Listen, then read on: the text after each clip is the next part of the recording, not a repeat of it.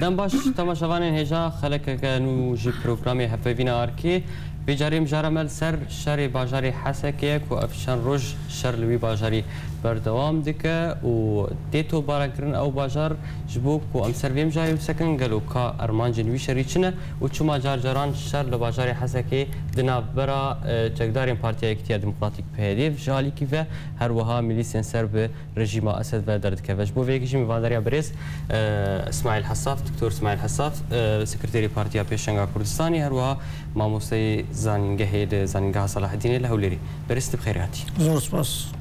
برز ام دخوازن هر جار جاران الباجاري حسكي شر تايبت باجاري حسكي قالكي افشر ليش بندنا برا بيدي دم كارم بيجن او شروان بسر بيدي و اليغرين رجيم اسد يعني رجيم اسد بخوا خوندنا تج شر فيداويره شركي قالكي تندو جواره خوندنا تجرش زور سپاس باوري امد افشرايا هنكي جداي شري بري يعني فيدر بشرقلة كتي قناغة كي جرنج مطرسية كي مظن براستي للسر ناوشي كردي هنا شحسة كي وش ناوشي دبل قام شلو يدن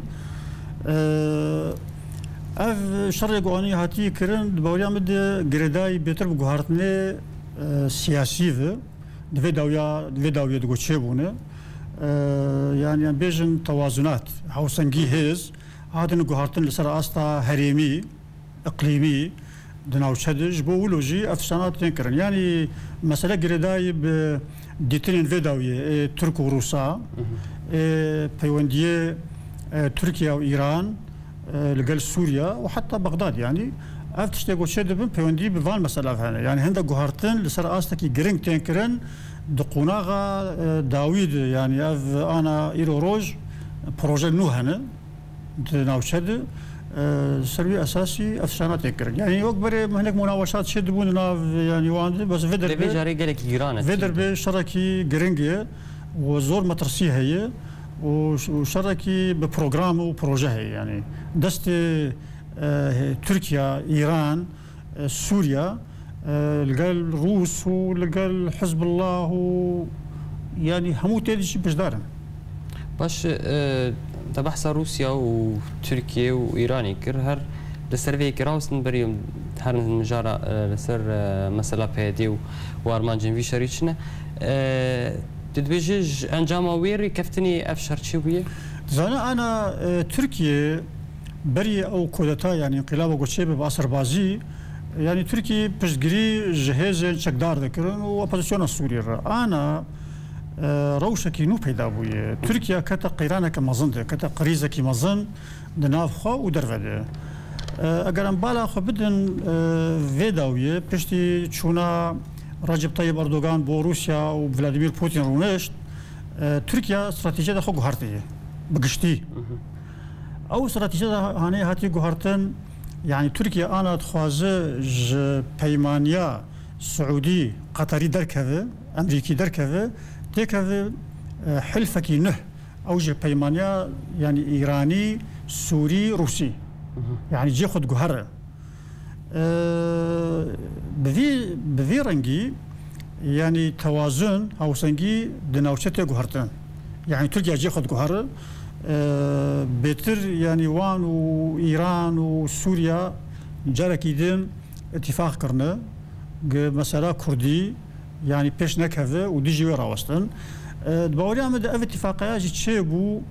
هو كاريوي سركي جبر خردبونا هزي كردي يعني بيادي جو زور يعني فربون ومن بج رزقار كرن داعش كاتن زور ناوشيدن خوياي مترسيك بيداد بلاوي حكومتها تركيا انه قارب نسبه من بيج قريه بدن بعفرين وبناوشي دفه وهريمه كي باكر يعني صار سنوري وان دروس ببه جبولو جي تركي قال لك قلق يعني دفي مسألة دفي داوية هجران بالا خو بدن مسألة يعني بري دمك وزير الدرفة ايران هات انقرة محمد جواد ظريف اللي قال رجب طيب اردوغان جفينكر بيشتي و بينشما شوي وزير الدرفة تركي چاوش اوغلو چوتا طهران به چهارشنبه به وکو دوم شوید خوند رجب طيب اردوغان سردانا ایرانیت که اف همو چونو هاتن و دیتن یعنی نه تنج نجوالاتیه کتن وکی دی جگری سروکی وزیر ترکیه نعمان کرتملوش به هفپیوینه که لگل روزنامه‌وانان دا خویانی کرن د جریده حریتی ترکی ده که سیاست ترکی برابر سوری چوته دوی بیرا سراست کرن و هم یعنی سیاست که نه دینن جبولو افتش گودبن یعنی ایرو روز سبب هوکاری سرکی یعنی کرد دست خواستن نافشه یعنی من بجده دباوری من ده اف پروژه هاتی کرن بری دیجی يعني مترسيك پیدا کر لاوی بغداد و يعني حدا درجه یکی طهران و انقره و دمشق انه پرسا کرد بیت فاکتور کی گله کی گرنگ بتایبتی پشتی يعني په پیمانی لګل امریکا و لګل ولات ده جبولو وان بريار دان اتفاق بكن وقرن ديسان حلفه بري وكو شوا حلفه يعني سعد اباد وكو حلفه بغداد پیمانيا بغداد سنتو دجي كرد يعني تشخصنا كوكيه وان دناف هبدا هبنجي بلان برانبر پرسا کردی یکن دجی کردانه نخوازم پرسا کرد یعنی فربه بی چون کی فاکتره که دجی همو یعنی اف گوهرتنه گوشه بونه انا دنافچه ده تیگردان بو واتای کو ترکیه ایرو سینوری خواه برانبر اپوزیسیون سوری همو دگره آلیکاری نماده ده آلیکاریه بسوریه دک یعنی وقت آلیکاری نه اورتان یمشق شیده بن هلوست هات گوهرتن هلوست هات گوهرتن و بفيرنجي يعني ندورجي جو تركي او ابوزيسيون جو وان دروس كردن للسر سينور عليه من بجو حلبي وان يعني ليبدن وتصيبكن تنبك يعني ابروجي رنج يعني اگر ويك هي تركيا جيل بيدي بخل دافرين كردي يعني شو ما تقولنا يعني انا اختي انا وان وايران والشام اتفاق كرنت ونزاني يعني او تيار كين شاوان مرو نزاني يعني نغريب جناوان دجي على كاري هبه داويجي يعني بروجي كي داين بشتي يعني بريغو سيستم بيغو هارتن سوريا ده يعني بيريت نبكه وكو هيزكي چمكي بو هيزكي يعني زور جرينج تشكو يعني او رنج يعني او بريار دابن وبري ريجيم السوري يعني سيستم بيغو هارتن بريو بشويكي ولو دصرات نرجي يعني دصرات يعني جوان بكنش درفده مؤسسات دولتي نارا وبهلن بلكي هنا جوهرتن تشبكن تجميلي يعني جوان بكن وفادج ضعيف بكن يعني چمكي بروجا تركيا وايران او همو نل برجوان ديوانن جو حتى سوريا نبرجوا ديوانن يعني حتى راديكي پیاده رولکی هبو ایرو روز هزه کردی یعنی بونه فاکتوره کی هرمی ندولتی هیچ بشویه کی برجوندی همو یاجتونه نه گو هزه کردی و خوب مینه جبولوش دی قناغه ده ترس هی گو یعنی شری بخوردی بکرن امریکا هزینویل هناك هزیویل کاربیج روجاوای کردستانی هبو پیشگیریا ویدمی پیشگیریا پیاده و یا پکیت کر هزین سوریای دموکراسی کاربیجن نها امریکا هزي خوكشان واتايا ويكي چي والله الباوريا من ده يعني امريكا وروسيا جدسبيك بها ايش ناكن يعني الباوريا من ده جدسبيك كريزا سوريا يعني تشقاسينا كوكيا وان هنجي لي يعني ريد كافن لسر بروبليم ناف سوريا ده افشار يقولي كرن از باورناكم امريكا حاجتنا امريكا حاجه هي ورازيل سر يعني اگر نرازي با امريكا قريبو يعني نهل وافشرنا بينكرن چونكي مادام هزي وان هن مادام حلفاء قواعد وهن بازي وهن ولا فرق وهن جبرولو يعني او بالا خبدن تركيا واسرائيل ويروج برلمان تركيا جرك دي يعني بيوندين يو اسرائيل وتركيا فقريان بيش صلا هاتو برين جرك دي بيونديوان فقريان بيوندي ابوريجي يعني ابوري وسياسي وداوي يعني جبيرنا كان تركيا ناتويه تركيا اندامي بيمانيا ناتويه حلف ناتو وقت تركيا ناتو دي پابندی خواهن التزامات خواهن شنا بتركيا كاركي بك بناتو شنا يعني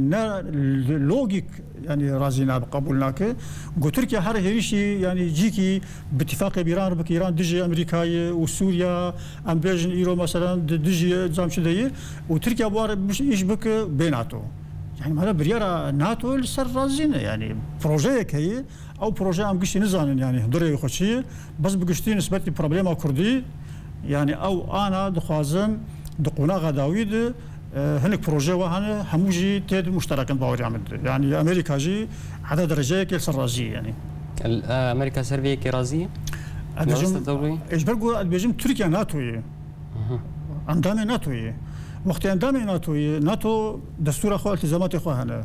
يعني وراتك نكر بسري أخو إيش كي بك بيجو فجر يعني سرشافي يعني مصدر سركة نكر خندنا وج لدوان رژیم اسد را کو بردف کی ارتشا اسد در کتبو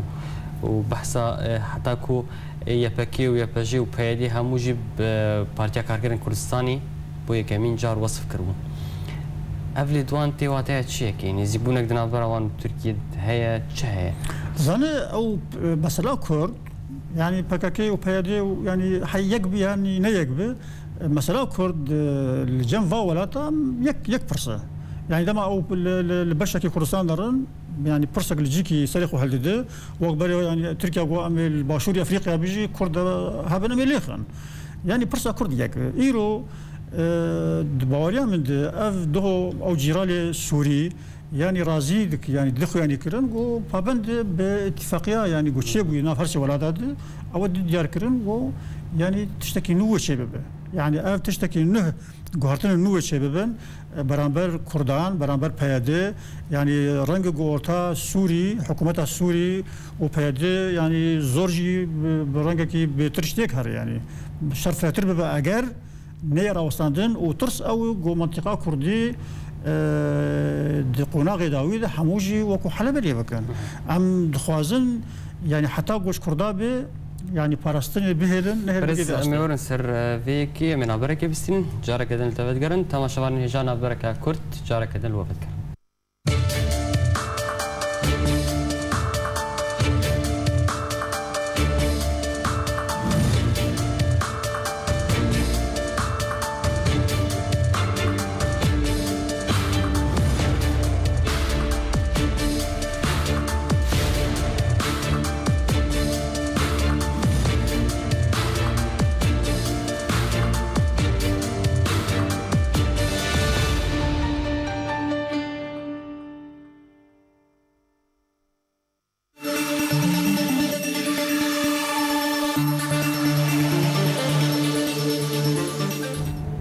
دوباره سلاف تماشاوان هجاب دیگران عالیه میوان خو بریز دکتر اسماعیل حصاف بریز هر بریان برجیم بحث ویکید کر پیادی آرمان جن سرکه جشر تجاری حطان هاجی او شرین بریج الحسکی چونه وین هاجی اشکرناکه سدما ویکی هکارین ویکی چنو بنرنات يعني شو ما بيدي جرايك جدريان جيش خلكير اشكرناكه اف شرج بو صوصا يعني شو ما بيدي ويكينا لا نزانم يعني او مثلا هموت شي نزانم شدبه يعني مثلا سربازي واول للغور نرينا من يعني ايرو صار عرضي هجي سربازي هن العسكري هنا شي بيدي شي حكومه شي هجي دبن يعني سطور يعني مقاومه او عرب وطني مناسبن يعني هريك انا من الملانه الصراع هي لسر هري لسر يعني طارا وسر باجير وسر نفوذ يعني افشر انا بيتر يعني مثلا يعني اندامك يعني يكي لكي دبد شرف ردبه مثلا بلكي بيتر افن يعني باور يعمل بس انا في جاري از باور دكم نبغي رنجي يعني فيدر بشركي جورتر وبيتر هاتي رخصتن وبشويه كي منظم ويعني مستهدف يعني بروجي يعني دم كاربيج مساله بهدي وتكليه برجيم الماستر ابيك از بيجم بروجي قشتي يعني دست تركيا طهران سوري روس يعني انا شلبه انا الجورد دقيشنا من طهران أنقرة جهشتنا اتفاقية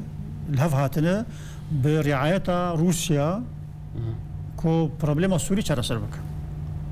يعني گشتن وی آسته کو پروبلم سوری يعني بچرا سرکرن چونکی دريج كرجلكي روشا تركيا يعني زور انا يعني زرارك مظن لا بوري وسياسي ونافخي ودرفي بوري من انا جهشت بشتي قداع شكاست يعني العراقي الشكو الكردستاني يعني بجم انا ركفتن هي دنا طهران وانقره وروس ده جو بروبليم سوري كوتاي بيبينن جبولو جي السعوديه وقطر دوري ويكن افولا تناكو كردستان دا بشكر ناخذ بتر اف على قدار يعني المساله ده يعني انا قناغ اتفاقي شارع سكرنا برسا سوريه دفرد جي وبهرم جو معارضه جي ضعيف بكن لواز بكن ابوزيسيون جي وبي دي جي هكا دستي بي ويجي ونهل ورولا صعد بهله چونكي هم جبونا النظام السوري يعني دواروج ده وجوار مترسي پیدا دکه هم جبو تركيا سسيوني تركي ليد نارن وكو دجمن باش بيدي وهزم سربي بكارن يعني الجول جو اود بيجن كارن باجاري حسك بتمامي بستين كارن باجاري قامشلو تمامي بستين حتى انا هاجي بالا فرخانه قامشلو ودي وهزم رجيمج همام بالا فرخانه الباجاري حسكي والجهد ندخ بيدي چما فيغا فيناك يعني چما بيدي فيغا فيناك منريناته اش ناستين چما ناستين بتمامي وان باجاري كردي ناستين مرات باوريا مد يعني ايلو روج بيوست شر لناوشي كردي ند برجوندي كردادن نرينا من واي يعني جبرجو انا امج معارضه سوري نخرترن معارضه سوريا بوزيسيون السوري الحلبي والجيدن ولات بشتاوانن يعني شبسري حلبي وإدهاتية يعني إيه وقت يقول شركي وابيكرن يعني بالفرق السوري 24 ساعة هذا كارن ولات ما قشي باجار ما قشي بمباران بكن وويران بكن جبورو جبوريا مد يعني ام هاشتي بباريزن دفي قناع غيدش كردار باشتره يعني نجبر جوندي كرداي جو ام شر قرب بكن وام جبونا يعني تقينك يعني باش بالفرق ما تنن دهو الحسكه دبابها بون تانك توب بالفر الجم كرداف تنن كرد سلاح سفكه سلاح سفك جي دشر عصابات تشيل اما تشر باجار واد تنكر يعني في داوينا زحمه تكرب شر عزمانه بك وشك اسماني جي جم بيت بورناكم هبه دجي طيران يعني تنه دجي بالفره اش بقولوا يعني ازبينم نجبر جوديا كرداي جو دي بروجي هم بدن بيشي ارمانجا رجيم شي لو اسكرنا بيدي يا تنكرنا بيدي منرنا زانا او يعني طبيعي دناوش كمنتوي سوريا ده وقت زانا يعني منطقه علويه منطقه دروزه ناوشي كردي يعني شر ليش ينبونه بقشتي بيدي ايرو روج منطقه كردي ده ولو بيوندي وان القر رجيم شقاس هي يا تنا اوان او منطقه باراستان ايرو روج رژیم د قناغ خوی داوید دنره گو رولا پیاده زده بویه رولا وان زده دب فربونه يعني فرد بن عرضه افجي مترسيك پیدا دك لا حكومه الشاميه شي سوريا جي ويدجي جولو تخوازن وينا فقرين حجم يب كتير بك يعني يعني مترسدار سرقشان دبينو قول سر عرضه يعني هيزكي زور فريه زور يعني كارجير زورنا وشخص مدست خده يعني كتسيور استراتيجي منطقه كردي درباس كردستان روجاوا كتنا وشيدن يعني شوفينيزم عربي باش حكومات نوشا نبرازين سبي مسألة هذه يعني جي باكيل شدادي يعني شدادش حاسه كهين بورتر يعني ما بس رجيم تشيش فيك يعني المنبجي السرسينوري رقاي أجد بيجم بشتي ركفتنا قلت شيبوي دنا روسا وطهران وأنقرة وسوري يعني بشتي بكاكي بيدي يعني كتن منبجي الوان الحسكي ددن كو هزي خوا جور بكشينا يعني أو يصدق خوازي بدر تركيا بلكي يعني ترك نرازينا جو كرد دوان او شادبن نزيك سنوري وانن از بيجم الحسكي ددن وكو نافشي محافظه يعني باريزغا جزيره الورد ددن وكو ضغطك وكو فشارك جو هزي كردي جمن بكشاندن يعني سري يعني جور بنكشن البيجم اف مساله بلكي دعوه الواكر بنجا نزانم رنگ او ناها يعني بلكي مثلا تاخذ حكومه رازينا كان قبولنا كان كاتشد بسعدين نزانن اللي باوريا مد قناعتي من اذى يعني او حكومات وافشار يقود دخوازن بيادي هزي خوي جوان او شابك شينه وبي حجم خوي بري باش رجيم اسد شر ملت كردك يعني شر بيدك شر ملت كرد يعني رو ملت كرد نتنه بيدي ملت كرد يرو بيدي بارتي دهن انجمن اجتماعي انجمن دهن بارتي دهن مثلا شر بارتياي يعني شر تفجري يعني شر تفجرة شر ملتك يعني شر ملتك نيرو تكرن بصدي الصلاة شر ملتك يكرن اف شرايا يعني مثلا تركيا تبنار 6 سال شر بردوام ديجي كردا ديجي كردا بري باكاكيجي هبو بشتي باكاكيجي هاي وقت وجهي مثلا الشر نشر يعني بارتيك سياسية بقدر ما شر ملتكي هبونا ملتكي تاريخاوي خاكاوي ناسناماوي شر ناسناما كردي شر هبونا كرداي ودباوريا من في شر جدكن خوازن كرد جومانجي دركذا افجي هي بحسابيك يعني هاتوا سربيكي نها خلق تين كشتن شهيد كذن بريندارد كذن كوچ برد بن خلق حسكي برانيا واش حسكي دركتنه مثلا كوچبري يعني السرچ بيجي خوندنا تجربه شيء رجيم وقت انا اقول ما بس دولتك بقصد دولتك نرينا من يعني وقت عرضك ملتي يتهب هبونا يعني ملتك يقول سر عرض خب وجوداوي هي وقت يعني او ملتي درك في جي برد بوشايتي فراغ شباب يعني جوهرتنا ديموغرافي شيء ايرو بالا خبده يعني كرد ما بلكي وكو روج كبلا كربو مليون كرد سوريا شون المانيا واوروبا عرب درنا كذا عرب نافشا عرب نهر عرب جي خونا كرد ما ام خديه بروجن ام خديه قضيين ام بازدن او انا الجي من جي ما تقرن انا تبي بنر حكومه دخوازه ملتي حسكي ملتي قامشلو ملتي عامودي ملتي دربسي هر نافشكي يعني ترسي پیدا بك بهيفي بك كشني پیدا بك بريندار بك ويران بك ماليوان خراب بك ايغو مانجي دركرن مانجي بازن بين هرم كردستان هرم تركيا جرينماي هرم اوروبا يعني نافشه فالا دبي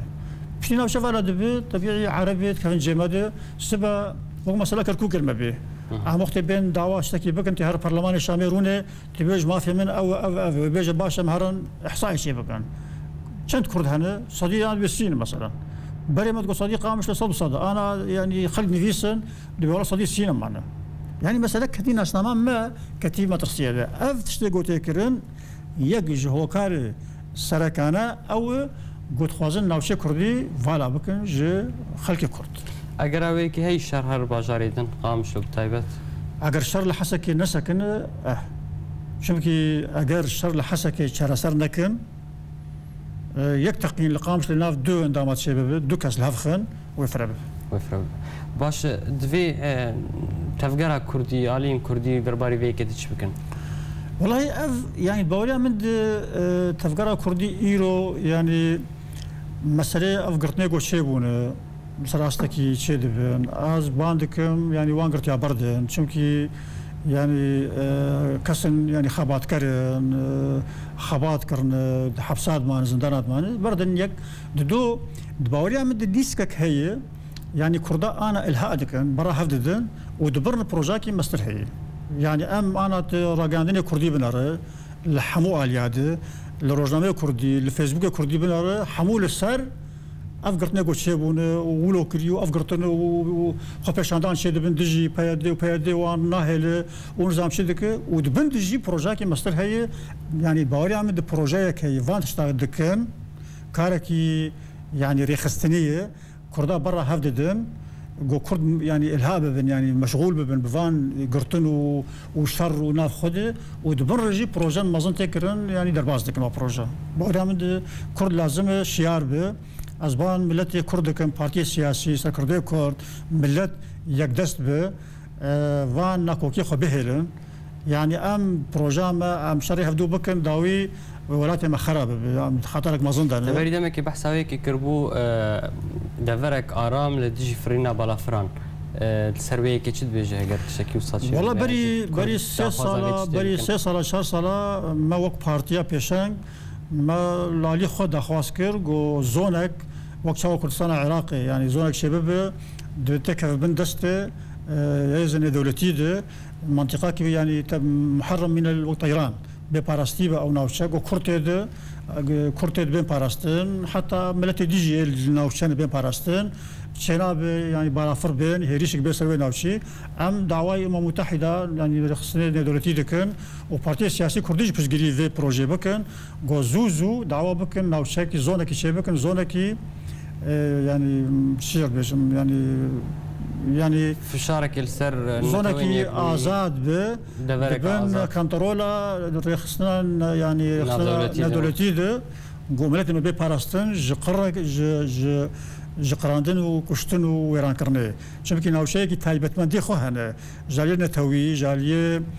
جغرافی ام ناوچه‌ای که تایبەتن کردستان یعنی ولایت کردان تایبەتمەندی کردی هنه هرمه که تایبەتش سوریه راست ام ناف سوریه دنه بس هرمه که تایبەتی هنه مترسی سرم زور هنه جالیه ترکا جالیه عربی شوفینی جالیه دسالاتا جبولوجی افشر یکم یعنی ملت ما یعنی ویشری دفجه برده اف رخنو گمنا هفدو دکن ام زمانه که هاوبش پیدا بکن والهف وقرن چیتر گوسبه ام تفد بن نقاد بن پرشقاندن یعنی چه پیدا دبش